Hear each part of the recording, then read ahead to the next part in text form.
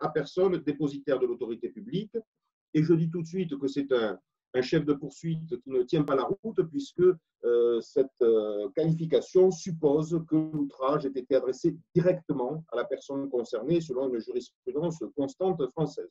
Donc, une utilisation, à notre sens, à des fins dévoyées de cette incrimination. Je précise que d'autres militants toulousains qui, par la suite, ont décidé d'apposer les mêmes banderoles sur leur domicile ont reçu également la visite des policiers nationaux. Et nous avons d'ailleurs parmi nous notamment Jérôme Dupeyrat, qui en a fait les frais également, et à qui les policiers ont demandé également de retirer la banderole sous peine de poursuite. Il a retiré la banderole et à ce jour, il n'y a pas eu de poursuite. Que d'autres retraits de banderoles ont eu lieu dans le cadre du 1er mai dans un contexte un petit peu différent à Toulouse, que des affaires un peu identiques ont eu lieu à Paris, Marseille et Caen, mais a priori sans garde à vue. Nous n'avons aucune information officielle concernant l'issue des procédures qui ont été engagées, en particulier à Toulouse à ce stade. Je lisais tout à l'heure, mais je n'ai absolument aucune autre information dans le journal Causeur qu'il y aurait eu un classement sans suite décidé à Toulouse. Cela me semble pour l'instant véritablement à vérifier. Alors, nous avons le plaisir donc d'accueillir Michel Tubiana, président d'honneur de la Ligue des droits de l'homme, qui va dans un premier temps nous exposer le point de vue de la Ligue sur cette question en particulier, peut-être un peu plus largement sur la question des violations des libertés publiques en période de confinement et de pandémie. Et puis nous passerons ensuite, alors je vais dire la parole aux organisations. Je vais les citer d'emblée pour que nous puissions d'ores et déjà les remercier d'être présents à cette conférence de presse, en précisant qu'au regard du format de cette conférence, nous essaierons de limiter au strict minimum les prises de parole. Si vous voulez bien intervenir, nous prenons d'ores et déjà acte de votre soutien à la liberté d'expression par votre présence dans cette conférence de presse et nous vous en remercions. Si néanmoins vous souhaitez dire quelques mots, il faudra vraiment les limiter au strict minimum, 1 minute, 2 minutes grand maximum, sinon vous tomberez sous les fourches codines de Jean-François Mignard, parce que nous voulons bien évidemment ensuite donner la parole à la presse. Et donc je salue la présence, alors je ne pense pas me tromper sur les noms des personnes, de Roger Berland pour Attaque, de Bernard Chollet pour BDS, de Patrick Jubert pour le Chiffon Rouge, de Pierre Bernat pour Génération, de Claude Touchefeu pour la Gauche démocratique et sociale, de Pierre Guéguin pour la Libre Pensée, de Pauline Salingue pour le NPA, de Bernard Dedeban pour la FSU, d'Henri Santiago et Jean-François Mignard donc pour la Ligue des droits de l'homme et moi-même et bien sûr Michel Tubiana, de Nina Condesso pour le DAL, de Manuel Bompard pour la France Insoumise, de Vincent Gibert pour le Parti Socialiste, d'Hélène Cabal pour Europe Écologie Les Verts et Archipel Citoyen.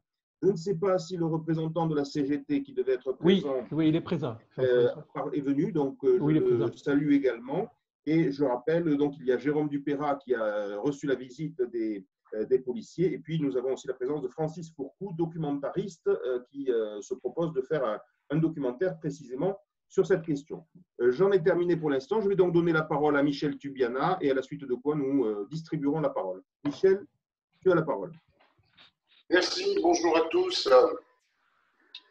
Écoutez, tout régime d'exception génère des excès. On l'avait vu du temps de l'état d'urgence antiterroriste. On le voit aujourd'hui. Il génère tout simplement une espèce d'appropriation du pouvoir, d'exacerbation des conditions d'exercice du pouvoir par ceux qui sont en mesure de le faire. Alors, à cet égard, cette affaire de banderole est tout à fait révélatrice. Elle est tout à fait révélatrice d'une espèce d'abord de révérence à l'égard des pouvoirs publics. Je me demande bien ce qui a pu passer dans la tête d'un procureur de la République qui est censé, bien que la Cour européenne des droits de l'homme dise le contraire, être un magistrat indépendant et chargé de faire respecter les libertés publiques, de s'en prendre à quelques personnes qui usaient de leur liberté d'expression.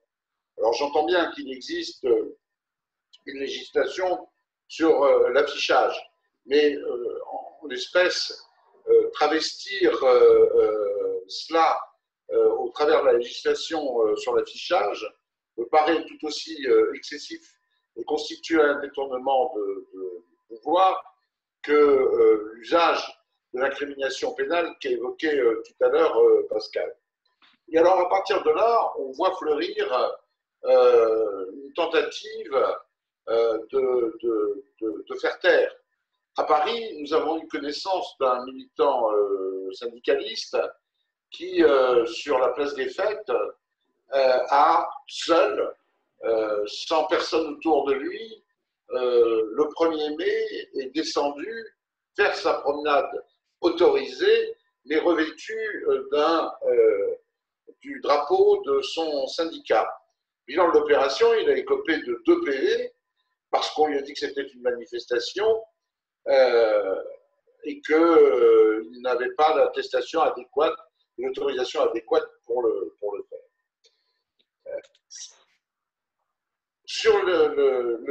On voit bien qu'à travers cela, ce qui se manifeste est de même nature chez un certain nombre de maires qui ont pris des arrêtés de diverses natures.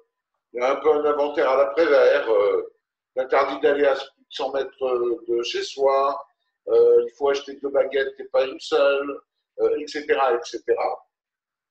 Que la Ligue a été amenée à faire sanctionner à plusieurs reprises, y compris par le biais des arrêtés couvre-feu qui, comme par hasard, sont souvent appliqués, et le plus souvent appliqués, à des quartiers que l'on considère comme étant dits difficiles.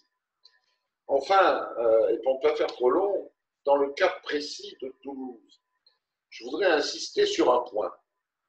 Le procureur de la République a la mainmise sur le contrôle et l'organisation des enquêtes réalisées par les services de police.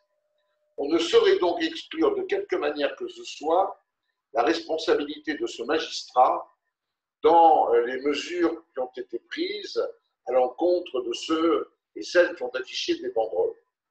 Ce qui m'interroge en particulier, c'est le zèle de ce magistrat, sa préoccupation à agir rapidement sur un sujet aussi fondamental que quelques banderoles, et en même temps, son inaction caractérisée lorsque la Ligue des droits de l'homme et l'Observatoire des violences, des comportements policiers déposent des plaintes parce que des observateurs ont été agressés, blessés par des forces de l'ordre dans leur mission d'observation. Nous n'avons à ce jour aucun retour de ces plaintes, ce qui veut dire très clairement que le procureur de la République a une justice très distributive et au fond, il renvoie à une vieille interrogation qui était posée de manière polémique par un certain nombre d'avocats, sous forme de mots d'avocats d'ailleurs, mais qui reste, je le pense, d'actualité, et qui est qu'au fond, un bon procureur ne reçoit pas d'ordre, mais il les devine. Et est-ce que, et la question mérite d'être posée, est-ce que le procureur de la République de Toulouse pense que cela vaudra quelque chose dans son cursus que d'anticiper ainsi les critiques à l'égard du pouvoir politique? En tout état de cause, ce qui doit interpeller les organes de contrôle de la magistrature, et en particulier le Conseil supérieur de la magistrature, c'est l'usage détourné de textes pour porter atteinte à la liberté d'expression, et j'y insiste, et j'en termine ainsi, et j'y insiste, le traitement discriminatoire que réserve le parquet de Toulouse selon qu'on tente d'exprimer son expression ou que l'on porte plainte contre des violences policières. Je vous remercie. Merci beaucoup, Michel. Simplement, pour compléter d'un mot le propos de Michel et conforter l'idée qu'il y a là un dévoiement de procédure et surtout de qualification juridique, je l'ai dit tout à l'heure, les poursuites engagées à Toulouse l'ont été donc sous le chef de outrage à personne dépositaire de l'autorité publique, et cet outrage ne peut être constitué qu'à la condition que la personne qui outrage s'adresse directement à la personne considérée comme outragée. Et le parquet de Toulouse le sait parfaitement bien, puisque dans une affaire que tous les Toulousains connaissent bien, qui est celle d'Odile Morin, que j'ai eu l'honneur de défendre au tribunal correctionnel de Toulouse, celle-ci avait été poursuivie pour plusieurs chefs de poursuite, parmi lesquels l'outrage à personne dépositaire de l'autorité publique, au motif qu'elle s'était d'ailleurs filmée et qu'elle avait diffusé sa vidéo en insultant des policiers. Et j'avais soulevé le caractère totalement inadéquat de cette infraction, à telle enseigne que le parquet de Toulouse, à l'audience même, avait renoncé aux poursuites. Il est donc évident que le parquet sait parfaitement ce qu'il en est de cette infraction si jamais il y avait eu quelques doutes, et donc il y a une utilisation, à mon sens, totalement dévoyée de cette infraction. Je vais maintenant, alors, dans un souci de simplicité technique, demander à ceux des organisations, partis, syndicats présents qui souhaitent intervenir, de rallumer leur vidéo peut-être et leur micro surtout. Et je vais les citer dans l'ordre d'inscription que j'ai évoqué tout à l'heure. Vous pouvez simplement dire que vous êtes là pour soutenir en un mot ou deux, ou prendre la parole plus longuement, mais dans les limites que j'ai rappelées tout à l'heure, puisque je voudrais vraiment que nous puissions donner la parole à la presse assez rapidement. Donc, limite de 1 minute, 2 minutes, très grand maximum. Mais attention, Jean-François Mignard-Veil, et il est terrible. Je demande éventuellement à Attaque, Roger Berland, s'il veut prendre la parole. Oui, j'ai juste un petit mot à dire pour rappeler qu'Attaque dénonce cette politique policière qui vise à restreindre et criminaliser la liberté d'expression et qui ne cesse par ailleurs de restreindre les libertés des citoyens. Et on ne peut aussi que dénoncer la mainmise de l'exécutif sur le judiciaire. Voilà, c'est tout ce que j'avais à dire. Merci Roger. Bernard Chollet pour BDS. Apparemment pas présent, je pense. Si, il est là, mais visiblement, il est... Pas de prise de parole peut-être. Patrick Jubert pour Chiffon Rouge, le Chiffon Rouge. Il faut mettre le micro, Patrick. En bas à gauche, il faut cliquer sur le micro. Voilà. Ah, mais en plus, il faut... Alors oui, on ne t'entend pas en plus là, Patrick. Donc, on va peut-être passer à un autre intervenant et si jamais tu veux reprendre la parole, tu nous fais signe. Pierre Bernat pour Génération. Oui, bonjour. Non, moi, je ne vais pas prendre la parole plus longtemps que ça, juste soutenir cette initiative de défense de nos libertés qui nous semble plus qu'importante en ces moments-là. Merci. Merci beaucoup, Pierre. Claude Touchefeu pour la gauche démocratique et sociale.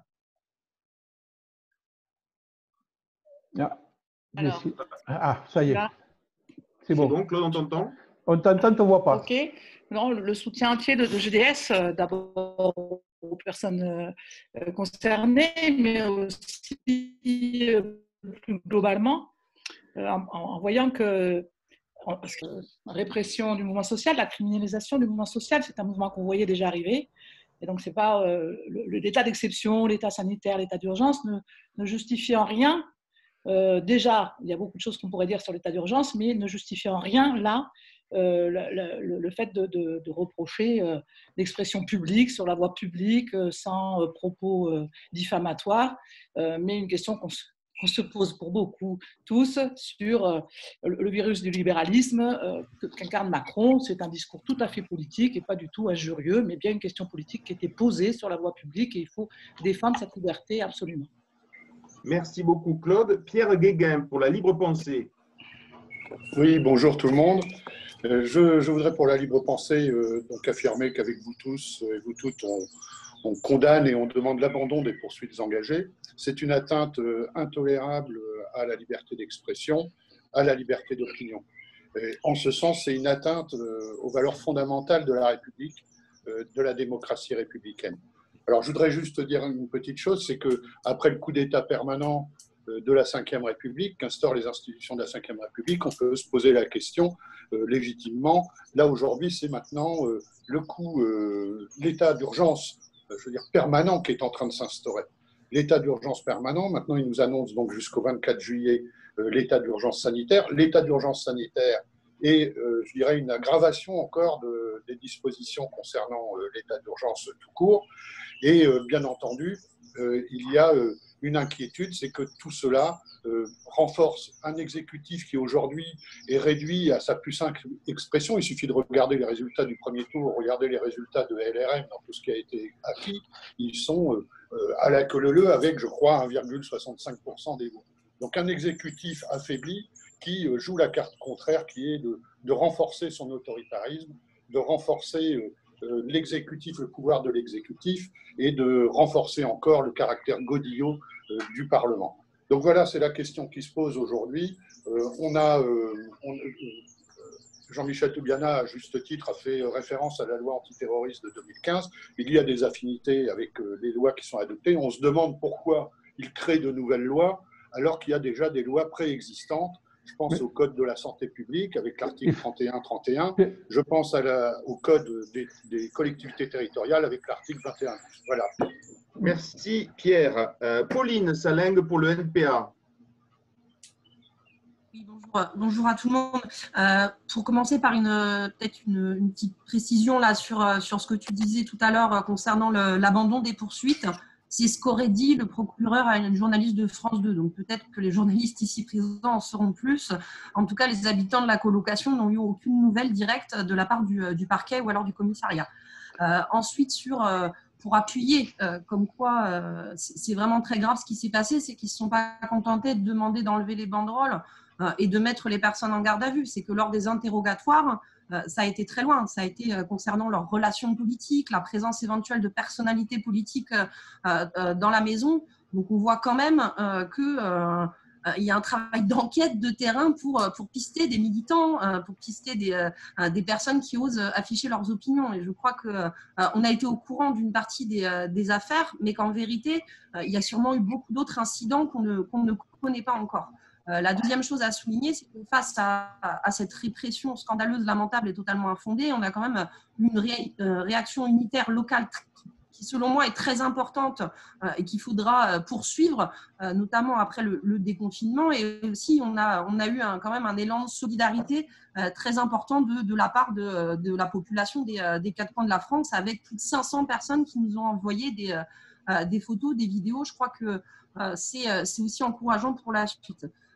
Je pense que ce qui se passe, ça nous laisse entrevoir ce que certains aimeraient faire de l'avenir, avec notamment un déconfinement qui aurait lieu partiellement le 11 mai pour nous renvoyer au travail, mais par contre, pas de déconfinement concernant les possibilités de manifester. Et ça, c'est un réel problème, parce que combien de temps ça va durer de ne plus pouvoir revendiquer. Je crois que c'est là-dessus que nos organisations devront mener une bagarre importante dans les semaines à venir, parce que sinon, en termes de restriction des droits et de restriction des libertés, les choses risquent d'aller très très vite et dans le mauvais sens.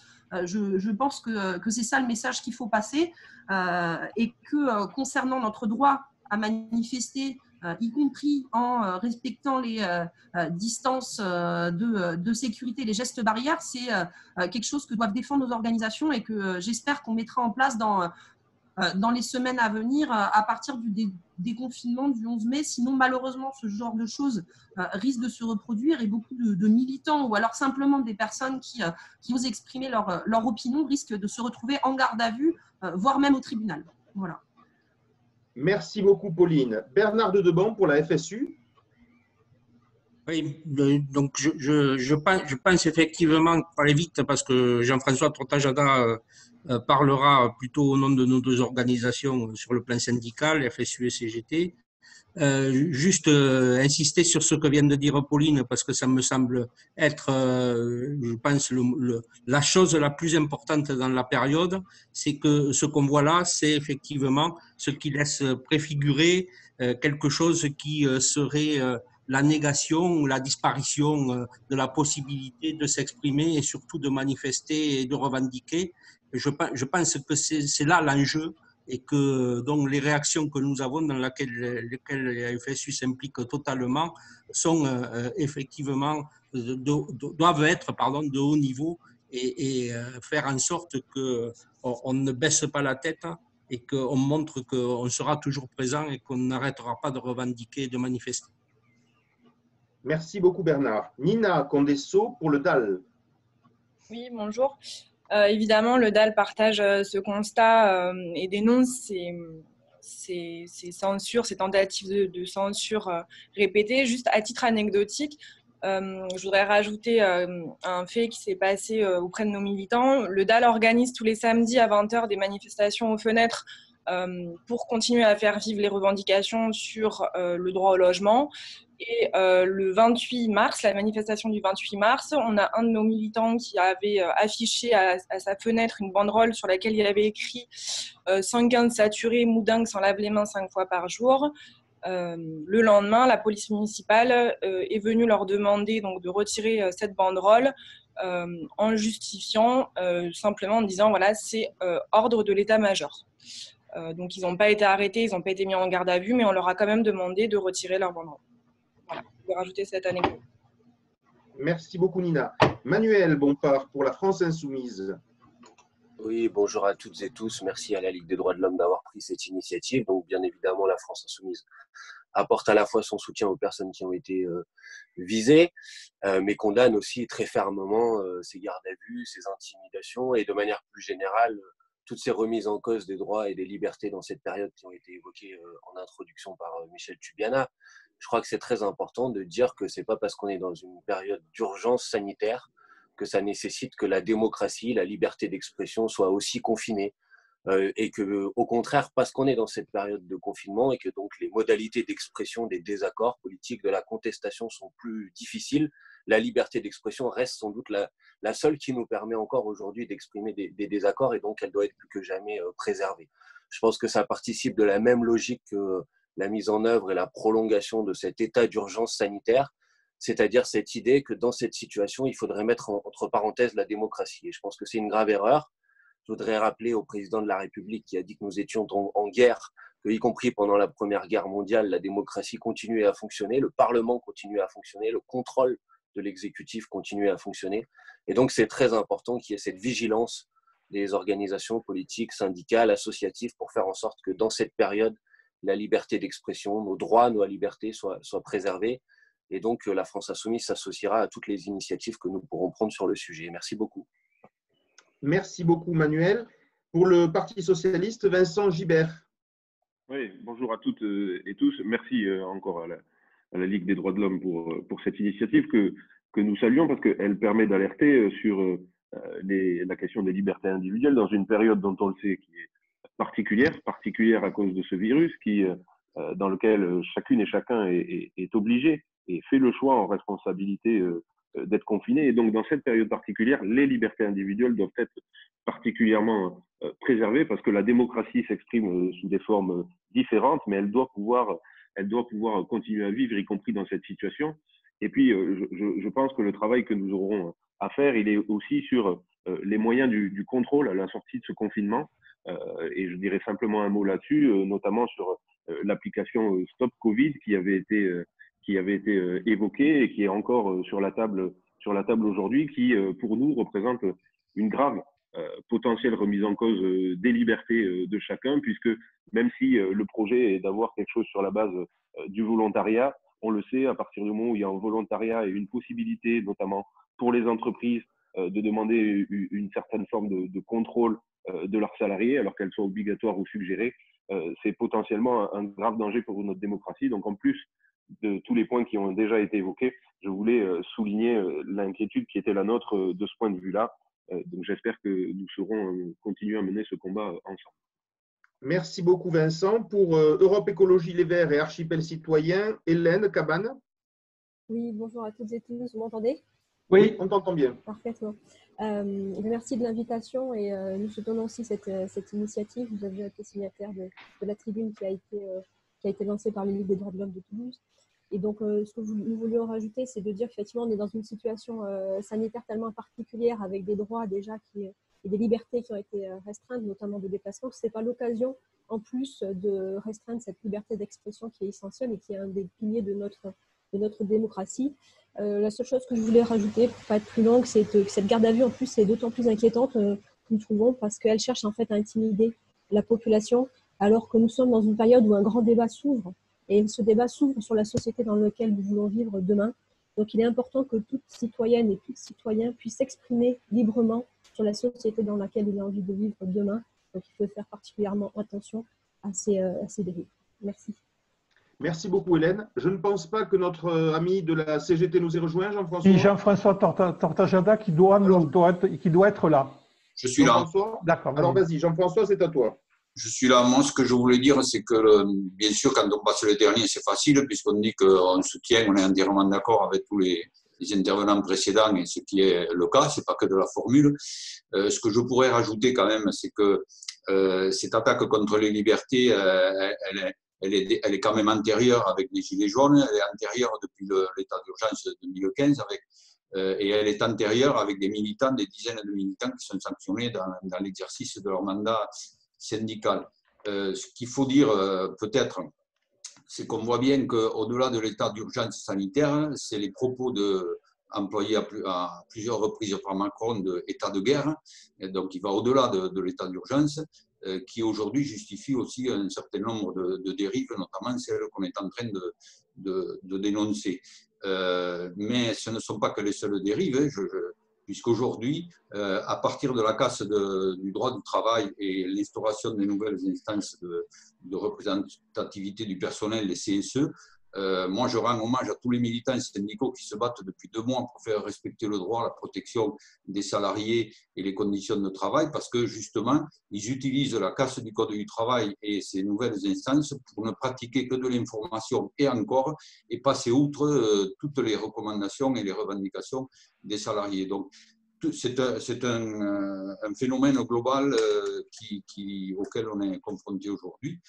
Et je crois que là, il ne faut pas mollir à la fois sur ce qu'a dit Pauline, c'est-à-dire voir dans les prochains jours comment on organise, comment on réfléchit aux actions futures, aux modes d'action, en précisant que si les salariés sont obligés de se confiner sur le lieu de travail à plusieurs dizaines sans aucune protection, ça veut dire que les patrons, il faudra qu'on nous explique comment les salariés aussi ne peuvent pas se rassembler sur le lieu de travail pour manifester leur mécontentement et leurs revendications. Voilà. Et puis je termine peut-être parce que l'humour et la dérision, ça a toujours été une arme aussi, y compris dans les périodes les plus sombres. Et moi, ce qu'on pourrait dire, c'est que ce procureur, il n'était peut-être pas à Paris le 11 janvier dans la grande manifestation, ça a peut-être échappé, on est tous des Charlie. Et donc, ce procureur-là, je crois qu'il restera dans l'histoire, mais il faudra quand même qu'il se rappelle que dans les périodes les plus sombres, il y en a qui ont été jugés même 60 ans après. Donc, voilà, je crois que là, c'est quelque chose de... Il faut aussi savoir rappeler le poids de l'histoire dans ces périodes-là. Voilà. Merci. Merci beaucoup, Jean-François. On a fait le tour des organisations, sauf erreur de ma part. Donc, je vais passer la parole aux journalistes pour interroger, bien sûr, Michel Tubiana, président d'honneur de la Ligue, et peut-être aussi Jérôme Dupeyrat, qui a également reçu la visite des policiers. Dans un premier temps, pour des raisons techniques, il faut s'organiser un petit peu. Je vais passer la parole aux journalistes les uns après les autres dans l'ordre d'inscription, comme je l'ai fait pour les organisations. Et puis, peut-être dans un deuxième temps, ceux qui voudront reposer des questions pourront se signaler auprès de Jean-François en indiquant avec la levée du pouce ou un autre moyen technique qu'il souhaite reprendre la parole. Je vais essayer de gérer ça. Ouais. Béatrice Collin pour 20 minutes. Bonjour, vous m'entendez? Oui, très bien. Très bien. Bonjour, alors moi, ma question sera à M. Dupeyrat. Vous pouvez nous raconter un petit peu ce qui s'est passé exactement lors de la visite que vous avez eue? Donc, vous n'êtes pas le premier militant qui a été placé en garde à vue, on est d'accord, hein? Oui, c'est ça. Bonjour, on est bien d'accord, je ne suis pas ce premier militant.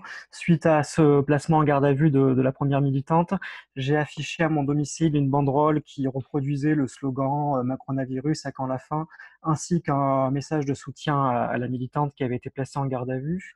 Et 24 heures après cela, à peine 24 heures après cela, j'ai eu la visite de 2 policiers nationaux qui sont venus d'abord demander si c'est moi qui avais affiché ces banderoles et procéder à un contrôle d'identité. Puis les 2 policiers sont revenus une seconde fois, une demi-heure après environ, pour me demander de retirer la banderole.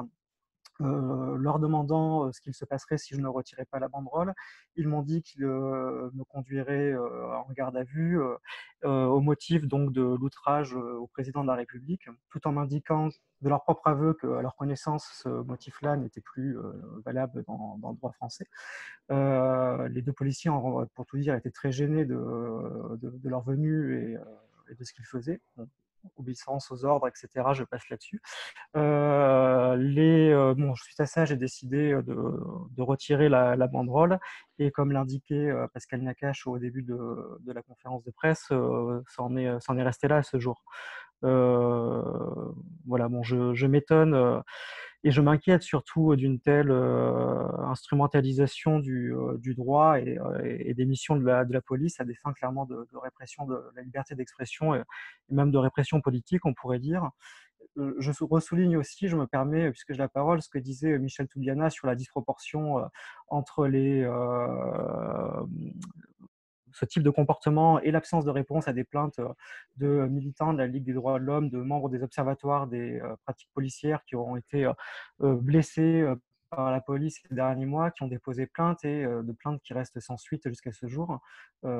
Puisqu'étant moi-même membre d'observatoire des pratiques policières à Toulouse, je connais bien cette situation. Et il y a dans ce fonctionnement à deux vitesses quelque chose là aussi qui devrait inquiéter tout le monde, je pense. Je ne sais pas si ça répond pour ce qui est factuel à vos questions.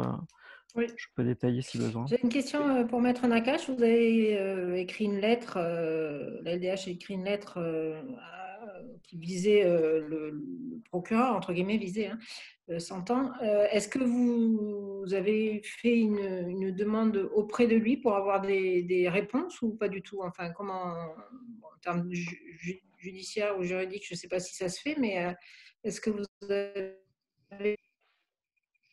Alors, la fin de votre question n'a pas été entendue, en tout cas par moi, mais simplement notre interpellation publique valait évidemment demande d'explication. À partir du moment où le procureur de la République décide d'ouvrir une enquête, comme il l'a déclaré officiellement notamment à France 3, et de toute manière, à partir du moment où les policiers ont rendu à plusieurs reprises visite à ces personnes avant de les emmener en garde à vue avec un équipage de 5 ou 6 policiers. À l'évidence, c'était fait sous le contrôle et les ordres du procureur de la République.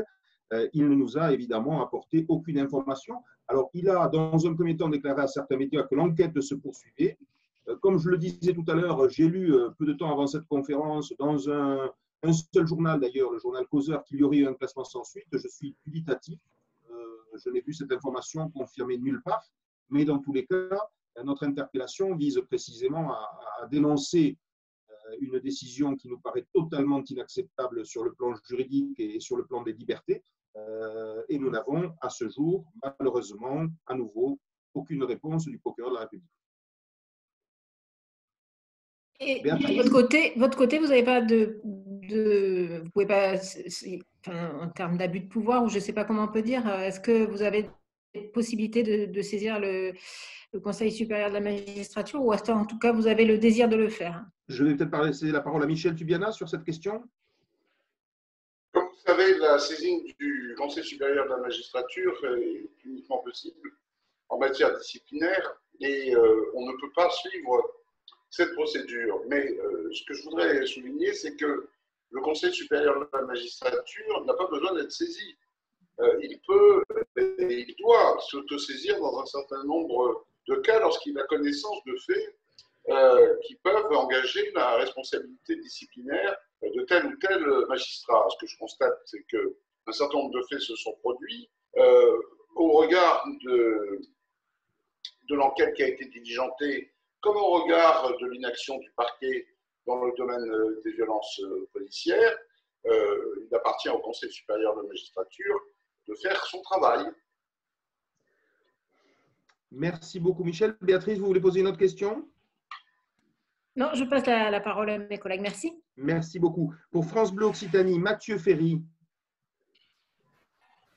Bonjour à tous. Je ne sais pas si vous me voyez. Oui, on vous voit et on vous entend. Bon, je n'ai pas plus de questions à poser parce que Béatrice a posé l'essentiel des questions. Ouais. Merci beaucoup, Mathieu. Pour l'AFP. Peut-être que les journalistes peuvent éventuellement poser des questions s'ils le souhaitent en levant la main ou des choses comme ça. Parce que non, je ne sais pas. Alors, oui, je m'apprêtais à finir le tour de piste, peut-être avec Marisol Rifaille pour l'AFP. Oui, bonjour. Non, c'était pour savoir si l'enquête se poursuivait. Donc, j'ai déjà marqué. Vous n'en savez pas plus, c'est ça? Non, on a cette seule information, mais qui me paraît un petit peu dubitative de causeur. À mon sens, aujourd'hui, je crois qu'on doit considérer qu'à défaut d'informations officielles contraires, on doit considérer que, entre guillemets, l'enquête se poursuit. J'avais noté la présence d'Actu Toulouse, peut-être, avant de donner la parole à Jean-Marc Lucas. Oui, vous m'entendez? Oui. Alors, très mal, moi. On l'entend doucement. Là, c'est mieux? À peine. Il faudrait monter le son, peut-être. Alors, sinon, je vais passer la parole à Jean-Marc Lucas pendant qu'Actu Toulouse essaie de rétablir sa connexion. Jean-Marc? Oui, bonjour, vous m'entendez? Oui, très bien. tout à fait. En fait, vous avez dit une chose tout à l'heure, l'enquête se poursuit, mais quelle enquête finalement? À partir du moment où des personnes ont été convoquées et placées en garde à vue, par définition, cela implique l'ouverture d'une enquête. Alors, quelle enquête? Effectivement, à partir du moment, après avoir visité la personne sur les lieux, fait retirer la banderole, procéder à une audition, que peuvent-ils faire de plus? On pourrait organiser une confrontation, je ne sais quoi encore, lancer des perquisitions, enfin, toutes choses sont possibles, mais sur le plan du principe, et encore une fois, jusqu'à ce qu'une décision soit prise, soit de classement sans suite, soit, mais on ne peut l'imaginer, mais enfin, la théorie le veut, de renvoi devant une juridiction, on doit considérer que l'enquête est en cours. Pauline Saleng nous fait dire qu'elle peut donner des éléments si vous le souhaitez. Pauline, peut-être donne-nous quelques informations supplémentaires. Et alors, moi, je suis tout à fait d'accord sur la poursuite de l'enquête. Tant qu'il n'y a pas d'éléments écrits contraires, on en est là. Parce qu'il n'y a pas que dans Causeur, il y a aussi dans France 2. Ça a été dit à une journaliste de France 2. Mais en vérité, à partir du moment où une garde à vue a été entamée, elle peut aussi être poursuivie dans 6 mois. C'est ça qui se passe tant que le dossier n'est pas clos, y compris lors des auditions des autres colocataires qui ont eu lieu quelques jours après, sans qu'il y ait une nouvelle mise en garde à vue. Il ne leur a jamais été dit que les choses en restaient là. Et bien au contraire, un des anciens habitants de cette colocation qui avait été aussi convoqué parce que son nom était sur la boîte aux lettres, il lui a été dit que pour lui, ça s'arrêtait là, mais que pour les autres, ça se poursuivait. Et c'est bien ça le problème. Et le deuxième élément sur les possibilités entre guillemets d'attaque, donc ça ce sera la décision des habitants, y compris de celle qui a été mise en garde à vue. Mais oui, il y a quand même une possibilité d'attaque qui est basée sur l'article 432-4 du Code pénal. Bon, je ne vous lis pas, mais sur le fait par une personne dépositaire de l'autorité publique d'abuser en fait des libertés individuelles. Et je pense qu'il y a une réflexion générale à avoir là-dessus au niveau national, et c'est ce qui est fait aussi par l'avocate, c'est-à-dire prendre contact avec les habitants ou alors défenseurs dans d'autres villes qui ont été victimes d'entrée par la police dans leur domicile sans autorisation, parce que ça, il faut le rappeler quand même, la police est entrée dans plusieurs domiciles sans autorisation, y compris à Toulouse, pour voir ce qui serait possible de faire à l'échelle nationale. Oui, les actions évoquées par Pauline, à l'évidence, relèvent en premier chef des personnes visées directement et de leurs conseils. On verra si ces actions sont engagées, si la Ligue est sollicitée, la décision qu'elle pourrait prendre pour s'associer ou non. Jean-Marc, est-ce que tu as d'autres questions? Non, c'est bon. Bah, éventuellement, une question, c'est-à-dire que faut-il, oui ou non, alors entre guillemets, saisir le Conseil de la magistrature en France? Est-ce qu'il n'y a pas un niveau européen supérieur qui peut, lui, faire quelque chose si jamais la France ne fait rien? Michel? Si des poursuites avaient été engagées et une décision de condamnation avait été prononcée, nous aurions bien évidemment été amenés, enfin les personnes concernées, à saisir la Cour européenne des droits de l'homme. Mais sinon, en l'espèce, il n'y a pas d'autre voie de recours possible. Et comme il n'y a pas de procédure, il n'y aura pas de saisine. Enfin, s'il n'y a pas de procédure et pas de condamnation, il n'y aura pas de saisine de la Cour européenne des droits de l'homme. Voilà. Jean-Marc, d'autres interventions? Non, c'est bon, merci. Donc, Claude Touchefeu nous signale des articles sur le lien de conversation pour les gens que ça intéresse. Voilà. Juste. Mais ce n'était pas une demande d'intervention. Je reviens à Actu Toulouse. Est-ce qu'Actu Toulouse a pu rétablir sa connexion? Oui, vous m'entendez? Oui, alors difficilement, on va faire très attention. Alors, je vais essayer de faire en sorte que vous puissiez bien me comprendre. Alors, j'aurais une question notamment pour vous, Pascal, et aussi pour Michel. Moi, c'est concernant le moment dont a parlé Jérôme. Parce que bon, c'est vrai qu'on a écho de policiers qui, comme l'a dit Jérôme, sont assez gênés. Est-ce que vous avez d'autres retours de gens qui ont été placés en garde à vue? En gros, voilà ce que leur disaient les policiers au moment où ils demandaient pourquoi est-ce qu'ils se faisaient interpeller. J'ai l'impression que ce moment-là est assez crucial parce que voilà, encore une fois, Jérôme parlait de policiers qui étaient gênés. Quel retour vous avez, vous, des militants qui se sont fait arrêter à ce moment-là, s'ils ont pu discuter avec les policiers? Nous avons très peu de retours en dehors de ce que nous avons évoqué jusqu'ici, mais il est vrai que dans un certain nombre de circonstances, on a entendu dire que les policiers ne faisaient qu'exécuter presque à contre-cœur des instructions qu'ils avaient reçues. Voilà, ça s'arrête là pour l'instant. On n'a malheureusement pas d'autres informations pour l'instant. Merci. Il y a Corinne Carrière qui souhaitait poser une question, il me semble. Oui, juste pour savoir quelles actions vous allez mener et engager. Est-ce que vous y avez déjà réfléchi? Parce que dans le communiqué, vous parliez effectivement de dénoncer les faits, mais aussi de mener, de décider des actions à mener, à venir. Est-ce qu'il y a des choses concrètes? Je parle sous le contrôle de Michel qui prendra peut-être la parole, mais déjà ça va dépendre de la suite. La conférence de presse d'aujourd'hui, comme les actions que nous avons déjà menées à travers le communiqué national et la lettre au procureur, avaient évidemment pour objet que ces tentatives d'intimidation cessent immédiatement. Et nous espérons évidemment qu'il y aura un classement sans suite sans tarder et qu'il n'y aura plus aucune intervention de cette nature pour les raisons sur lesquelles je ne reviens pas. Si jamais il en allait autrement, on devrait effectivement se poser la question. Je vais peut-être passer la parole à Michel. Je ne sais pas s'il a… Non, j'ai rien à ajouter. Non. Voilà, pour l'instant, on ne va pas aller plus loin. On attend de voir. Mais il va de soi que si ça devait perdurer, alors là, ça ne ferait qu'accentuer le caractère d'extrême gravité de cette affaire. Nous apprécierons si nous devons interpeller le ministre de la Justice, le Premier ministre, le Président de la République, voire, le cas échéant, nous associer à des voies de droit, certaines ont été évoquées tout à l'heure, que pourraient engager les personnes concernées. Très bien, merci. Y a-t-il d'autres interventions? Si je peux permettre un ajout Michel. pour élargir le débat, c'est la dernière question qui m'y a fait penser. Nous allons connaître un moment sur lequel il serait intéressant de savoir comment la chancellerie, en l'occurrence Mme Belloubet, réagit. Parce que bon, il y a l'objet de cette conférence de presse.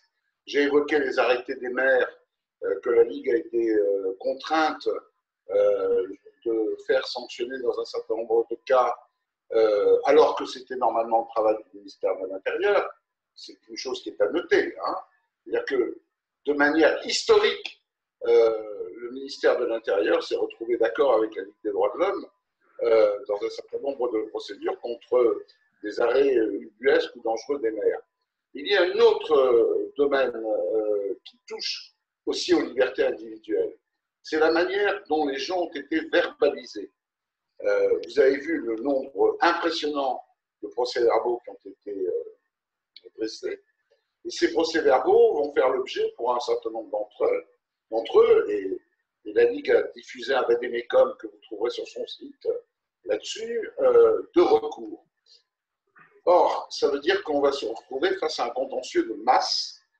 En tout cas, on peut se retrouver face à un contentieux de masse de gens qui contestent les procès-verbaux.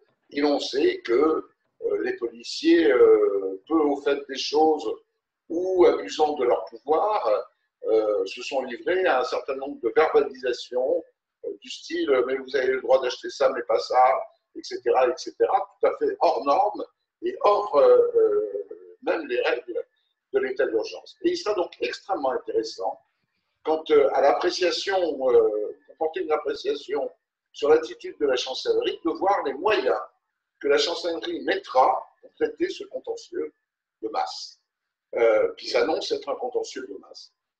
Ce sera tout à fait révélateur de l'importance que la chancellerie donne au respect de la liberté et de la possibilité d'exercer des recours dans ce pays.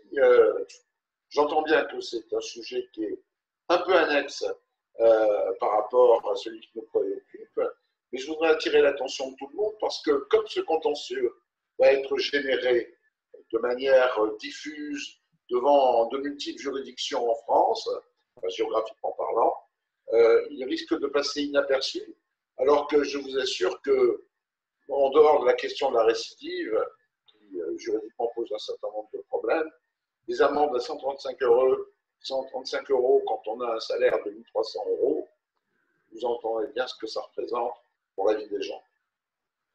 Merci beaucoup, Michel. Je crois avoir vu que Mathieu. Non, pardon, mais je donne la parole au silencieux aussi. Pardon, Marisol Ferraille de l'AFP demande, pour être sûr, si c'est bien une seule personne qui a été mise en garde à vue concernant la friche macronavirus et s'il y a d'autres cas dans le reste de la France. Alors oui, je répète que nous n'avons à ce stade connaissance que d'une seule personne qui a effectivement été placée en garde à vue à ce jour.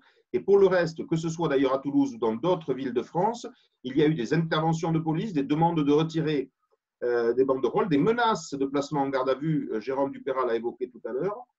Nous avions entendu parler de convocation pour des auditions libres. Dans tous les cas, nous n'avons à ce stade connaissance d'aucune autre garde à vue effectivement mise en place, ni à Toulouse, ni ailleurs. Sauf sous réserve d'ailleurs d'autres avis de mes amis de la Ligue qui auraient d'autres informations. Jeff, on peut passer la parole à Mathieu. Je crois que Mathieu a demandé la parole. Oui, en fait, c'était la même question que ma consoeur. Donc, une seule garde à vue. Et est-ce qu'en termes de verbalisation, vous dites qu'il y a eu des interventions de police, mais est-ce qu'il y a eu des verbalisations?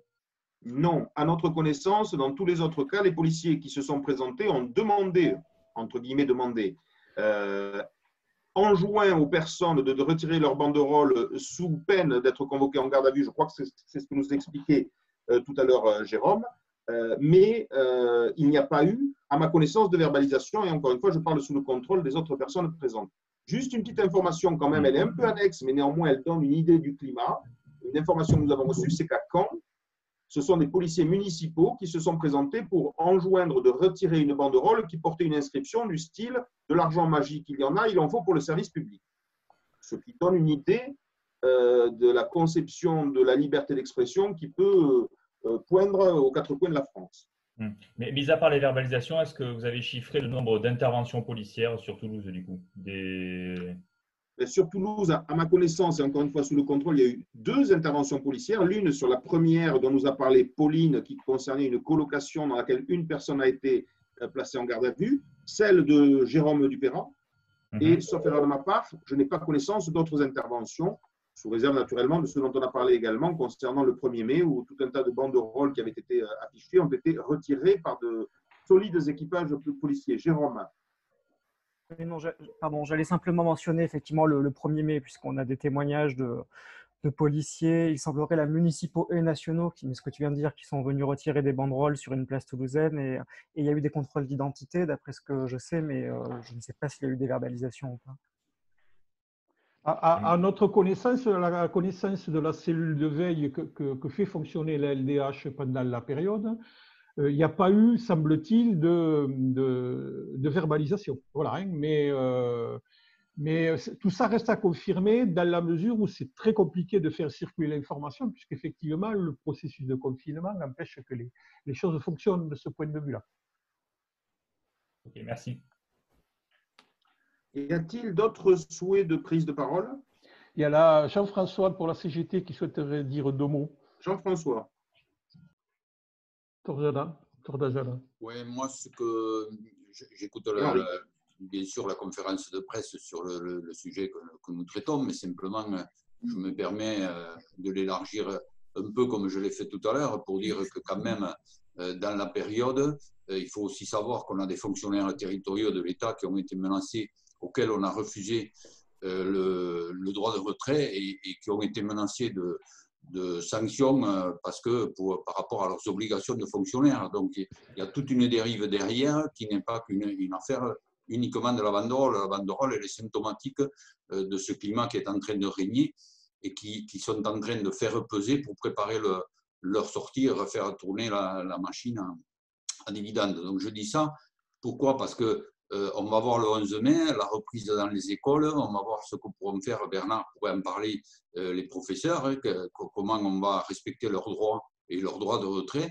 Donc, on va quand même sur des combats qui vont être à la fois revendicatifs concrets, mais dans lesquels on ne pourra pas ignorer l'attaque sur les libertés parce qu'on va sur quelque chose de très fort. Et je dis ça pourquoi? Parce qu'effectivement, il y a toutes les démarches en justice, toute la bataille judiciaire et pénale, Mais en tout état de cause, ce qu'a dit Macron le 1er mai, où il a repris le 1er mai de Pétain, de 1941, c'est quand même symptomatique du climat. Et donc, je crois que là, il va être temps, et c'est ce qu'on a toujours su faire sur Toulouse et sur ce département, c'est d'unir toutes les forces progressistes pour mener le combat. Et moi, je veux porter ce message, quoi. On ne peut pas rester, il faut dire qu'ils n'arriveront pas, ils peuvent faire tout ce qu'ils veulent. Ça n'a jamais arrivé dans l'histoire, on ne bâillonne pas les peuples et on ne bâillonnera pas les salariés de Haute-Garonne, les citoyens, pas plus que ça ne s'est jamais fait dans toute l'histoire. Voilà, je crois que c'est un message fort sur lequel on va travailler concrètement pour organiser les choses. Voilà. Merci. Merci beaucoup, Jean-François. Henri. Oui, c'était juste pour… Henri Santiago Sens de la Ligue des droits de l'homme. Oui, c'était juste pour insister sur quelque chose qui a été dit par bribes, là, par plusieurs personnes, c'est-à-dire la nécessité de resituer la question des banderoles dans le cadre des libertés publiques en général. C'est-à-dire que c'est un élément parmi des tas d'autres éléments qui nous dessinent un peu la société dans laquelle certains voudraient nous inscrire, c'est-à-dire la société de surveillance généralisée. Et là, je fais le lien avec la question des drones, avec la question de la traçabilité des populations totales, l'utilisation des caméras de surveillance, et ainsi de suite. Les banderoles, c'est un élément de la préparation d'une société de surveillance généralisée. J'insiste là-dessus, je crois que c'était important de le dire. Oui, je suis absolument d'accord avec ce que vient de dire Henri, en rappelant qu'effectivement, il y a de multiples mesures qui sont prises qui vont dans ce sens-là, que tous les pays confrontés à la même situation ne font absolument pas le même choix, et que notre gouvernement, et Henri a évoqué les différents éléments de ce système qui est en train d'être mis en place, que notre gouvernement, lui, fait le choix d'une surveillance de plus en plus renforcée, de plus en plus intense, et en conséquence d'atteintes graves à nos libertés. Qui souhaite prendre la parole? J'ai l'impression que nous avons fait le tour. Oui, nous sommes à 1 heure à peu près de conférence de presse, ce qui dans ces conditions-là est pas mal quand même, quand on sait ce que ça demande. Je veux donc tous vous remercier très chaleureusement de votre présence, parce que c'est une affaire grave. Malheureusement, ça n'est pas la seule, il y en aura d'autres, mais il est important que tous ceux qui sont attachés aux principes de notre démocratie, de notre République, le manifestent. Vous l'avez fait aujourd'hui, je vous en remercie. Et j'allais presque dire que je vous donne rendez-vous à bientôt, parce que malheureusement, l'actualité est riche et nous amènera très certainement à nous revoir rapidement. Jean-François, pour terminer. Juste un petit mot à nos amis journalistes. Bien sûr, en tant qu'LDH, on se tient à votre disposition si vous souhaitez avoir des prolongements à cette conférence de presse. Il suffit soit de m'appeler, vous avez le numéro qui a circulé justement pour l'annoncer, soit éventuellement nous envoyer un mail au mail de la section que vous connaissez. Voilà. Merci. Oui, Jean-Marc. Oui, vous mettez la vidéo en ligne dès la mi-journée. On va essayer de le faire le plus tôt possible. Voilà. Mais bon, on n'est pas des techniciens de haute volée, donc petit à petit, on essaie de faire les choses. On va essayer. D'accord, merci. Merci Michel Tubiana, merci à tous, à très bientôt. Au revoir. Merci à vous. Au revoir, merci. Au revoir. À bientôt. Merci. Au revoir. Merci, au revoir. Au revoir. Au revoir. Au revoir. Au revoir.